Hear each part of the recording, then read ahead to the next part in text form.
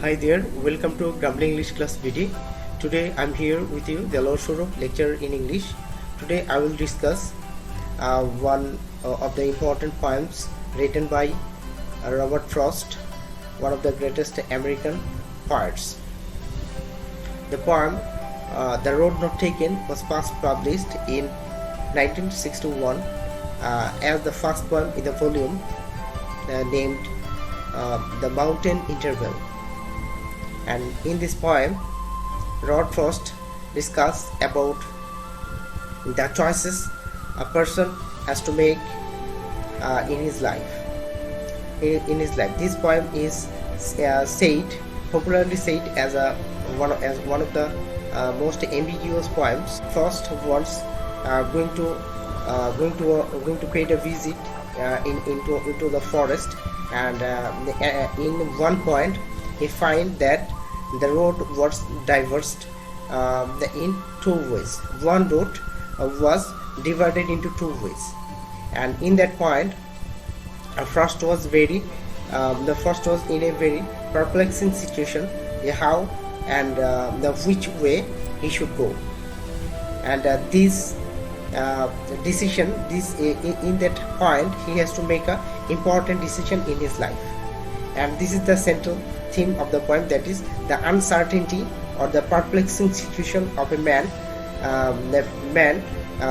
about what they may face when he is in the verge of making a decision. Let's get started with the class and have a analysis of the poem. From the very title you can understand that the poet Robert Frost is talking about a road that he had not taken. কবি এমন একটা রাস্তার কথা বলছেন যে রাস্তাটা তিনি তার জীবনে নেননি বলতে বোঝাচ্ছি যে তিনি যখন একটি পথ দিয়ে হাঁটতেছিলেন তখন তিনি একটা জায়গায় গিয়ে দেখলেন যে পথটা দুই দিকে বিভাজিত হয়ে চলে গেছে। That is there is a fork on the end of the road, and this road was divided into two parts. যে এই রাস্তাটা দুই ভাগে ভাগ হয়ে গিয়েছিল, এবং তিনি এই জায়গাতে এসে তিনি একজন ট্রাভেলার হিসেবে দুইটা পথ তো তিনি নিতে পারেন না, কারণ আমরা এই জিনিসটা পারি না। সেই জন্য তিনি একটি পথকে বেছে নিয়েছেন এবং আরেকটি পথকে তিনি বেছে নেননি। এই জন্যই বলছেন দ্য রোড নট টেকেন, যে রোডটা তিনি নেননি বা নেওয়া হয়নি। দেখো কবিতাটা লিখেছেন রবার্ট ফ্রস্ট। তোমরা জানো যে আমরা in this poem will find four stages, and each stage contain 5 lines. That is altogether this poem is about 20 lines. যে 20 লাইনের একটি কবিতা, এই কবিতাটা, এবং এই কবিতাটা আমরা একটি খুব সহজভাবে বোঝার চেষ্টা করব। একটা কথা বলে রাখি যে this poem is a metaphorical poem. The poet Robert Frost uses extended metaphor in this poem. তাহলে দেখো in the first stage আমরা কি পাই যে two roads diverged in a yellow wood. একটা হলুদ বনের মধ্যে দিয়ে দুইটা রোড চলে গেছে and sorry I could not travel both and be one traveler. মানে হলো উনি বলতে যাচ্ছেন যে আমি খুবই দুঃখিত যে আমি একজন ট্রাভেলার হয়ে be one traveler I cannot go through the two ways at a time. যে দুইটা পথ একজন ট্রাভেলার হয়ে আমি দুইটা পথে একসাথে যেতে পারি না।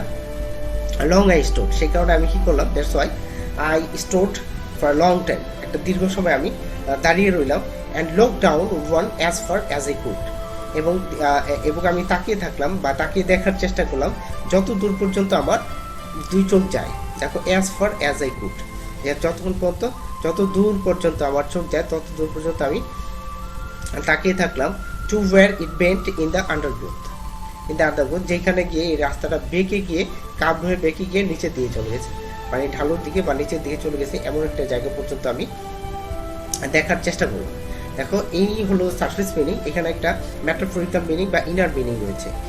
In this poem from the very first line we find two roads diverged in a unit. এখানে রোড বলতে বলছে যে হিউম্যান লাইফকে, the life span of a human being, একজন মানুষের টোটাল লাইফটাকে একটা পথের সাথে খুবই তুলনা করেছেন বা পথ দিয়ে বুঝিয়েছেন যে আমাদের জীবনে আমাদেরকে কি করতে হয়, আমাদের জীবনটা একটি প্রবাহমান রাস্তার মতো এই রাস্তা দিয়ে আমরা যখন চলি, দেখা যায় রাস্তার কোনো একটি জায়গায় এসে আমাদেরকে কোনো একটি বিষয়ে খুব গুরুত্বপূর্ণ সিদ্ধান্ত নিতে হয়।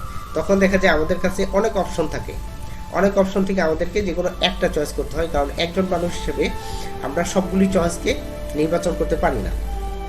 কবি এখানে আমাদেরকে এই মেসেজটাই দিচ্ছেন যে অ্যান্ড হি সরি, এবং এই কারণেই যে after realising that he as a human being he is unable to go to or unable to take decision on all the topics or all the possible chances in his life.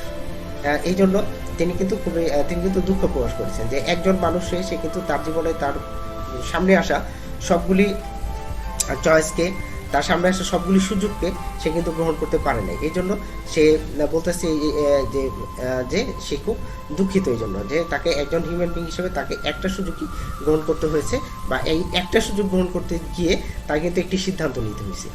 এই ব্যাপারটাই তিনি এই কবিতার মধ্যে এই ম্যাসেজটাই দিতে চাচ্ছেন।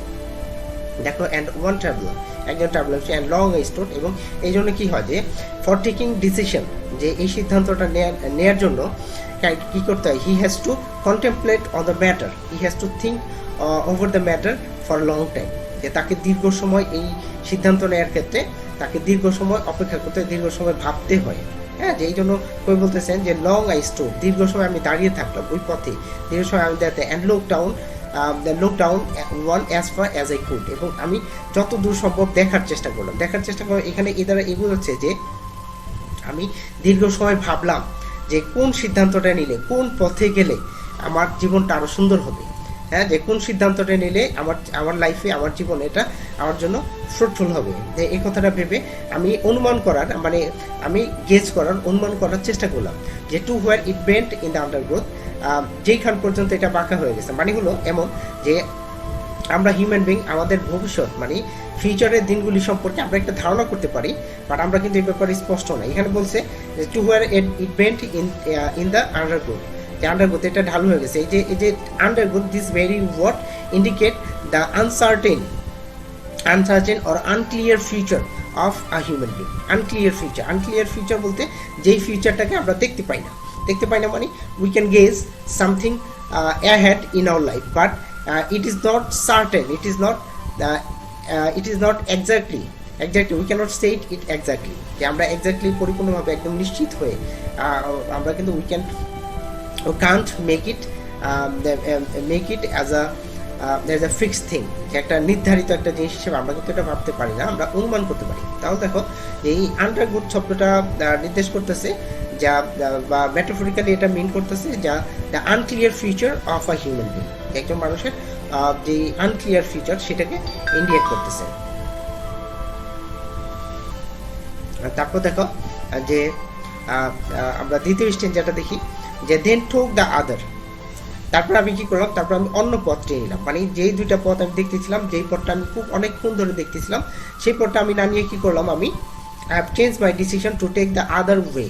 হ্যাঁ, যে অন্য আরেকটি ওয়ে, যে অন্য একটি পথ যেটা ছিল সেটা আমি নিলাম, and just as fear and having perhaps the better claim, এবং যেই পথটাকে আমার কাছে আরও বেশি ফেয়ার, আরও বেশি সুন্দর মনে হওয়ার কারণে কিন্তু আমি ওই পথটা নিলাম।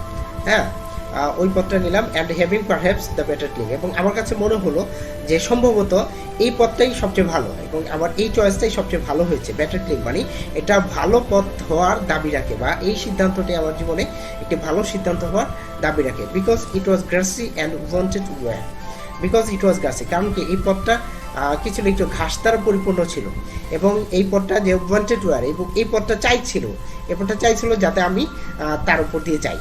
এমন দেখো, এই যে ওয়ান্টেড ওয়্যার এই শব্দটার মধ্যে কবি একটি লিটারারি ডিভাইস ব্যবহার করেছেন, দ্যাট ইজ পার্সনিফিকেশন। কবি পার্সনিফিকেশন ব্যবহার করেছেন। Just the road, he considered আর he imagine the road as a human being, and this road is inviting the poet, tempting the poet to go onto the way, or to go on walking this way, যে এই রাস্তাটা দিয়ে যাতে কবি হেঁটে যায়, এটা রোডটা চাচ্ছিল। এই যে তার যে ছাওয়ার, তাকে যে ইনভাইট করার যে অ্যাবিলিটি, এই যে human like ability, this called personification. কবি এখানে পার্সনিফিকেশন ব্যবহার করেছেন। তারপর দেখো, though as for that the passing there had warned them really about the same. যে যে যে কই বলতেছেন যে প্রথম দেখায় আমার কাছে যদিও রাস্তাটাকে মনে হয়েছিল এটা গাছ দ্বারা আচ্ছাদিত একটি রাস্তা, একটি পথ, যে পথে আসলে খুব কম মানুষ গেছে, আমার কাছে প্রথম মনে হয়েছিল। এবং এই কথা ভেবে আমি এই রাস্তাটা চয়েস করেছি, কারণ আমার কাছে মনে হয়েছে যে পৃথিবীর অধিকাংশ মানুষ যেই পথে চলে তারা একটি ভুলের মধ্যে চলে। ভুলের মধ্যে চলে বলতেই বোঝাচ্ছে যে অধিকাংশ মানুষের সিদ্ধান্তই আসলে উপযুক্ত সিদ্ধান্ত বা রাইট ডিসিশন হয় না। কেন হয় না? যে আমরা সবাই জানি যে পৃথিবীর সব মানুষ কিন্তু জীবনে সফল হয় না, সফল মানুষের সংখ্যা কিন্তু কম। এই দৃষ্টিকোণ থেকে কবি মনে করেছেন যেই পথটায় কম মানুষ হাঁটে সেই পথটাই হয়তো বা জীবনে সফল হওয়ার একটি রাস্তা। এই জন্য কবি ওই পথটাকে বা ওই সিদ্ধান্তটাকে নেয়ার চেষ্টা করেছেন বা সিদ্ধান্তটা নিয়েছিলেন। বাট কিছু দূর যাওয়ার পর তার কাছে মনে হয়েছে যে আসলে সবগুলি রাস্তা একই রকম, সবগুলি রাস্তা একই রকম তার কাছে মনে হয়েছে। মনে হওয়ার কারণ হলো যে যে আমাদের জীবনের হিউম্যান লাইফের প্রত্যেকটা হিউম্যান লাইফের যে কোর্স অফ লাইফ এটা কিন্তু একই রকম। কারণ কি যে তুমি যেই পথে যাও, যেই কাজটাই করো, যেই সিদ্ধান্তই নাও, তখন কিন্তু কঠোর পরিশ্রম করতেই হবে। মানে উইদাউট কঠোর পরিশ্রম ছাড়া কিন্তু তুমি কিন্তু তোমার জীবনে সাফল্য লাভ করতে পারবে না। তাই তার কাছে, কবির কাছে মনে হচ্ছে আসলে সবগুলো রাস্তা একই রকম। যদিও আমি ভেবেছিলাম যে এই রাস্তাটা লেস ট্রাভেল বাই, কম মানুষ এই রাস্তায় হেঁটেছে, তাই হয়তো এই রাস্তাটা একটি ডিফারেন্ট রাস্তা এবং এই রাস্তায় গেলে হয়তো আমি সফল মানুষদের কাতারে পড়তে পারবো। তাহলে এখানে এই ইন্টারনাল মিনিং হিসেবে আমরা কি দেখতে পাচ্ছি যে কবি বলতে চাচ্ছেন যে আমার কাছে আমার জীবনের সিদ্ধান্ত নেওয়ার ক্ষেত্রে, ডিসিশন নেওয়ার ক্ষেত্রে বা একটি পছন্দনীয় ডিসিশন নেওয়ার ক্ষেত্রে আমার কাছে মনে হয়েছে যে যে রাস্তায় কম মানুষ হাঁটে সেই রাস্তায় গেলে আমি সফল হতে পারবো। কারণ পৃথিবীতে সফল মানুষের সংখ্যা খুব কম। কিন্তু কবি কিছুক্ষণ যাওয়ার পর বলতেছেন যে যদিও এই রাস্তাটা আমাকে ইনভাইট করেছিল, কিন্তু আমি কিছুক্ষণ যাওয়ার পর দেখলাম আসলে সবগুলি রাস্তা, দুইটা রাস্তাই একই রকম। হ্যাঁ, রিয়েলি অ্যাবাউট দ্য সেম, তার কাছে সেম বা একই রকম মনে হয়েছিল রাস্তা দুইটা। হ্যাঁ, তো চলো আমরা পরবর্তী স্ট্যান্জায় যাই। যে পরবর্তী স্ট্যান্জায় কবি কি বলতেছেন? কবি বলতেছেন যে and both that morning equally lay in lips no step had trodden back. এখানে দেখো and both the morning equally lay, যে আরেকটা কথা বলে রাখি, কবি কিন্তু কোনো একদিন সকালবেলা it was a time of autumn season। কেন? দেখো যে in autumn usually all the leaves of the tree turn into yellow, যে ইয়েলো হয়ে যায়, হলুদ হয়ে যায়, এবং it began to fall, এবং এই পাতাগুলি, গাছের পাতাগুলি কিন্তু ঝরে পড়তে থাকে।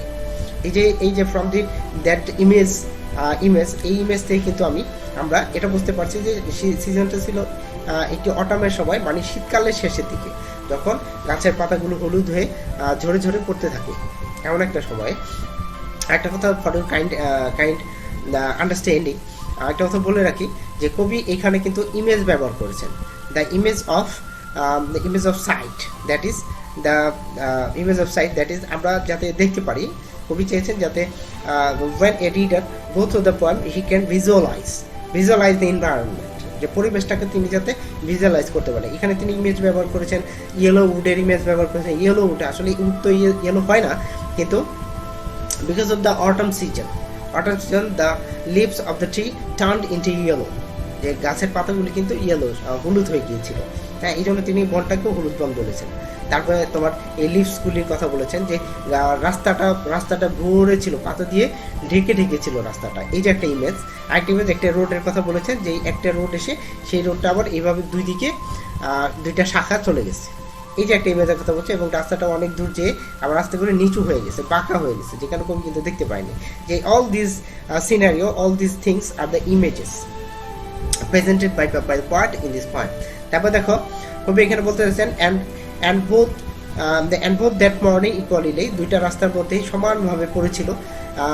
in leaves no step had trodden black, যে এই পাতাগুলির উপরে আসলে কেউই পাড়া দেয়নি বা কেউ মারিয়ে যায়নি পাতাগুলি। কারণ কি, এটা সকালবেলা তুমি যদি একটি পথ দিয়ে যাও, সেই পথে কিন্তু তুমি খুব কম মানুষের পায়ের চিহ্ন দেখতে পাবে, কারণ সকালবেলা ইউজুয়ালি কম মানুষই যায়। তারপর দেখো yet knowing I kept the fast for another day, কবি বলতেছেন যে আমি আসলে ওই অন্য যে রাস্তাটা আমি রেখে আসছি সেই রাস্তাটা আমি অন্য একদিন আসবো সেই কথা ভেবে রেখে আসছি। হ্যাঁ, যে বিং সারপ্রাইজড, কবি বলতেছেন যে I kept the other way. I kept the first way. First way, that is, কবি যে প্রথম যেই পথটার দিকে তাকিয়েছিলেন, যে পথটা দেখতেছিলেন, সেই পথটার কথা বলতেছেন যে আমি ওই পথটা রেখে আসছি, হয়তো আমার সিদ্ধান্ত ছিল অন্য কোনো দিন ওই পথটা দিয়ে যাবো। Yet knowing how way leads on to way, এটা জেনে যে যে একটা পথ কিভাবে আরেকটা পথের দিকে মানুষকে পরিচালিত করে। মানে কি, মানে হলো যে হিউম্যান লাইফের যে জার্নি, এটা হলো একটা continuous journey. This is a continuous journey, and this continuous journey will lead us one way to another way. মানে এক পথ থেকে আমাদেরকে কিন্তু আরেক পথে পরিচালিত করবে। মানে হল কি, আমাদের এক কাজ থেকে আরেক কাজের দিকে ধাবিত করবে, আমাদের এক সিদ্ধান্ত থেকে আরেক সিদ্ধান্তের দিকে ধাবিত করবে। মানে হলো একটা পথই আরেকটা পথের জন্ম দিবে, এরকম আর কি, যে একটা সিদ্ধান্তই আরেকটা সিদ্ধান্তের জন্ম দিবে, এরকম একটা ব্যাপার। তাহলে কবি এটা জেনেই আসছেন যে yet knowing how way leads on to another way, একটা রাস্তা কীভাবে আরেকটা রাস্তার দিকে আমি তোকে I doubted if I should ever come back, আমার সন্দেহ হয় যে আমি আদৌ কোনো দিন ওই রাস্তায় আবার ফিরে যেতে পারবো কিনা। এর মানে হলো কবি এই বোঝাতে চাচ্ছেন যে আমরা আমাদের হিউম্যান বিং, আমাদের জীবনে আমরা যদি একটা সিদ্ধান্ত নিয়ে একটা জীবন পরিচালনা করার একটা ওয়েকে, ধরো সাপোজ মনে করে এটা একটা প্রফেশন হতে পারে, একটা পেশাকে পছন্দ করে আমরা যদি এগিয়ে যাই, তাহলে সেই পথ থেকে আবার আমাদের ফিরে আসাটা সম্ভব হয় না। কারণ কি, আমরা সবাই জানি যে as a human being we have the limitation of time, place and capacity. এই তিনটা জিনিস আমাদের মনে রাখতে হবে, যে আমাদেরকে টাইমের লিমিটেশন আছে, আমাদের ক্যাপাসিটি লিমিটেশন আছে, আমাদের স্পেসের লিমিটেশন আছে। এই যে তিনটা জিনিসের লিমিটেশনের কারণে আমরা কিন্তু চাইলেই আবার আগের জায়গায় ফিরে আসতে পারি না। যে this is the stern reality of human life, যে মানুষের জীবনে এটা কিন্তু একটা বাস্তব সত্য এবং কঠোর সত্য কথা।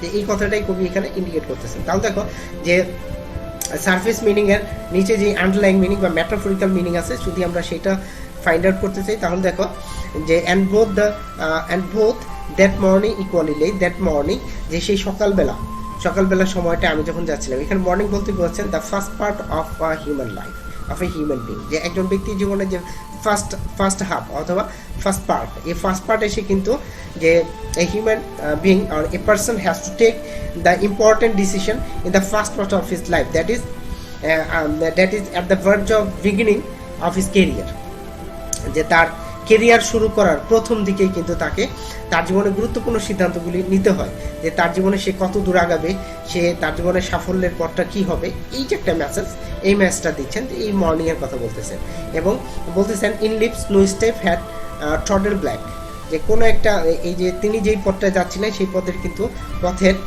পাতাগুলি কালো হয়নি। মানে হলো যে হয়তোবা এই পথটাই, এই সিদ্ধান্তটা নিয়ে বা এইখানে পূর্বে খুব কম মানুষ গিয়েছে, তার কাছে মনে হয়েছে খুব কম মানুষ গিয়েছে। কারণ কি, তার কবি কিন্তু এই পথটা এই কারণে বেছে নিয়েছিলেন যে পৃথিবীতে কম মানুষই জীবনে সফল হতে পারে, সফল হওয়া মানুষের সংখ্যা কম, আর জীবনটা কাটিয়ে দেয় কিন্তু সব মানুষ, কিন্তু সফল হয় অল্প কিছু মানুষ। কবি ভাবছেন যে যদি আমি এই অল্প মানুষ যেই পথে যাই, সেই পথে যদি যাই, তাহলে হয়তো আমি ওই সফল মানুষদের কাতারে যাব, বা সফল মানুষদের সাথে একসময় আমার অবস্থান তৈরি হবে। তাই দেখো আই কেপ্ট, এবং কবি বলতেছেন যে আমি ভেবেছিলাম যে আমি যেই পথটা রেখে আসছি, প্রথমে আমি যেই পথটা চয়েস করেছিলাম, সেই পথটা আমি অন্য কোনো দিন এসে ভ্রমণ করবো, যে আমি অন্য কোনো দিন এসে পরীক্ষা করতে পারবো আসলে ওই পথে গেলে আমি জীবনে সফল হতে পারতাম কিনা, এই জায়গাটা। এবং এই যে পরবর্তী লাইনটা দেখো, yet knowing how way leads on to another way, I doubted if I should ever come back, যে আমার কাছে মনে হয়েছে যে এটা আমি জানি, এটা জেনেও যে একটি পথই আসলে আরেকটি পথের সূচনা করে। মানে আমরা যদি একটা পথ দিয়ে যাওয়া শুরু করি, সেই পথটা তো আর শেষ হয়ে যায় না, সেই পথটার মাথায় গিয়ে হয়তো আমরা আরেকটা পথ পাই, তারপর আরেকটা পথ পাই। এইভাবে হিউম্যান লাইফের যে জার্নি, এই জার্নিটা কিন্তু কন্টিনিউয়াসলি চলতে থাকে। হিউম্যান লাইফের যে রোড, এই রোডটা কিন্তু, এই রাস্তাটা কিন্তু চলতে থাকে। কবি এটার কথা বলতেছেন, এবং এই কথাটা জেনে যে by doing this information, by being acknowledged, by being informed this information, the poet thinks that he might not be come back, যে কবি হয়তোবা ফিরে আসতে পারবেন না। কারণ হলো কি, যে তার কাছে মানুষের জীবনে তিনটা সত্য কথা আছে। একটা হলো যে limitation of time, limitation of speech and limitation of capacity. এই তিনটা জিনিস মানুষের জীবনে লিমিটেশন আছে, যে কারণে মানুষ চাইলেই তার ইচ্ছে মতো লাইফটা লিড করতে পারে না। হ্যাঁ, তারপরে দেখো in the last part of the poem, that is in the last stanza, আমরা কি দেখতে পাই যে I shall be telling this with a sigh, somewhere ages and ages hence।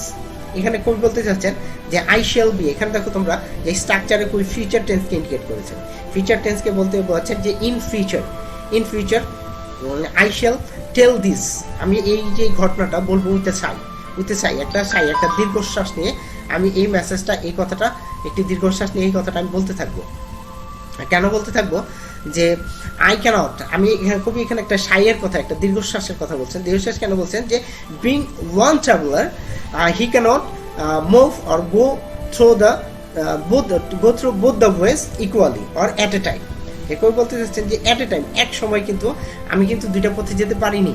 এই কারণে তার মনে একটি কষ্ট হচ্ছে যে I can't examine all the way ahead in my life, হ্যাঁ, in my life in case of proving my self to be a successful person. একজন সাকসেসফুল ব্যক্তি হিসেবে নিজেকে প্রুভ করার ক্ষেত্রে আমি কিন্তু সবগুলো পথকে ব্যবহার করতে পারি নাই, বা সবগুলো পথকে নিতে পারি নাই। এই কারণে কবির মনে একটা দীর্ঘশ্বাস, আমি পারি নাই, ঠিক আছে, এরকম একটা দীর্ঘশ্বাস আছে। সামার এজেস সেন্স, হয়তো বা এই যুগের পর যুগ পরে কোনো একটি সময় আমি এই দীর্ঘশ্বাস নিয়ে এই কথাগুলি আমি হয়তো বা বলবো। Two roads diverged in a road and I, two roads, এই যে দুইটা পথ, একটি এক জায়গায় গিয়ে দুইটা পথ এভাবে বিচ্ছিন্ন হয়ে গেছে, এবং আমি কি করেছিলাম, অ্যান্ড আই। দেখো এখানে কবি একটি হাইফেন ব্যবহার করেছেন, যে এই যে পাঞ্চুয়েশন মার্কসগুলি তোমরা কবিতার মধ্যে দেখতে পাচ্ছ, এগুলো কিন্তু খুবই পরিকল্পিতভাবে সেট করা, এটা কিন্তু হঠাৎ করে চলে আসেনি। দেখো অ্যান্ড আয়ের পরে একটি হাইফেন দিয়েছেন, হাইফেন দেওয়ার অর্থ হলো অ্যান্ড আই বলতে বলছেন যে আমি, তার কথা বলতেছেন যে, এবং he has given a chance thinking about what the poet was doing at that time। তো ওই সময় কবি কি বলতেছেন সেই জিনিসটাকে ইমাজিন করার জন্য, he has given an opportunity to imagine, আমাদেরকে রিডারদেরকে একটি সুযোগ দিয়েছেন ইমাজিন করার জন্য যে কবি সেখানে কি করেছিলেন। যে আমরা জানি যে he stood on that point of the road and looking into the far future, that is, যে কবি ওই পথের মধ্যে দাঁড়িয়েছিলেন এবং দূরে তিনি দেখার চেষ্টা করতেছিলেন, একটা রাস্তায় দেখার চেষ্টা করতেছিলেন যে ওই রাস্তাটায়, ওই রোডটা কত দূর চলে গেছে। তার মানে কবি তার ভবিষ্যৎটাকে বোঝার চেষ্টা করতেছিলেন ওইখানে দাঁড়িয়ে। আর তারপরে দেখো I told the one less travel by, যে আমি তখন কি করেছিলাম, আমি তখন কম মানুষ চলে গিয়েছিল যেই পথটা, আমি সেই পথটাকে বেছে নিয়েছিলাম। যদিও কবি পরবর্তী লাইনে আবার স্বীকার করেছিলেন যে আসলে দুইটা রাস্তা একই রকম, এটা আসলে সত্যি কথা একই রকমই। And that has made all the differences, এবং এই জিনিসটাই আমার জীবনের সকল পার্থক্যগুলি করে দিয়েছিল। এই দেখো in the last line of the poem, কবি যেই ম্যাচটা আমাদেরকে দিয়েছেন সেই ম্যাচটা হলো এমন যে,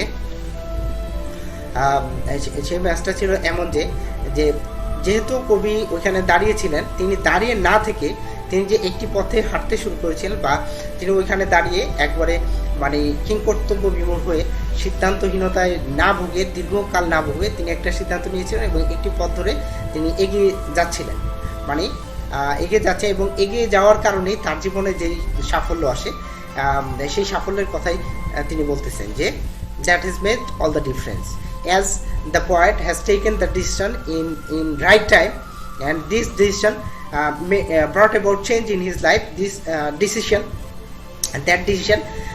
make him a successful person, যে এই সিদ্ধান্তটাই তার জীবনে সাফল্য নিয়ে এসেছিল। কবি এই মেসেজটাই এখানে আমাদেরকে দিতে চাচ্ছেন, যে মানুষের জীবনে যে কোনো সময় যে সিদ্ধান্ত নেওয়ার প্রয়োজন হয়, এই সিদ্ধান্ত নেওয়ার ক্ষেত্রে বসে থাকলে চলবে না, দীর্ঘ সময় নষ্ট করা চলবে না, কারণ কি সময় তো লিমিটেড, সময় তো চলে যাবে। এই জন্য একটু ভেবেচিন্তে সিদ্ধান্ত নিয়ে এগিয়ে যেতে হবে। আশা করি সহজভাবে আলোচনা করার চেষ্টা করেছি। হ্যাঁ, তোমরা এই কবিতার মধ্যে বেশ কিছু লিটারি ডিভাইস কবি আলোচনা করেছেন, যেগুলা আমি ভিডিওর ডেসক্রিপশন বক্সে দিয়ে দিব। লিটারি ডিভাইসগুলো তোমরা অবশ্যই দেখে নিবে, এবং এখন যারা চ্যানেলটিকে সাবস্ক্রাইব করনি সাবস্ক্রাইব করবে, এবং তোমাদের কাছে একটি রিকোয়েস্ট থাকবে যে তোমরা এই যে আমি আমার মতো করে কবিতাটা আলোচনা করলাম, তোমরা তোমরা কি মনে করো বা এই কবিতার সম্পর্কে কী ভাবো তা অবশ্যই কমেন্টে লিখে লিখে তুমি তোমার মতামতকে ব্যক্ত করবে। তো অবশ্যই তোমরা ভালো থাকবে। আল্লাহ হাফেজ।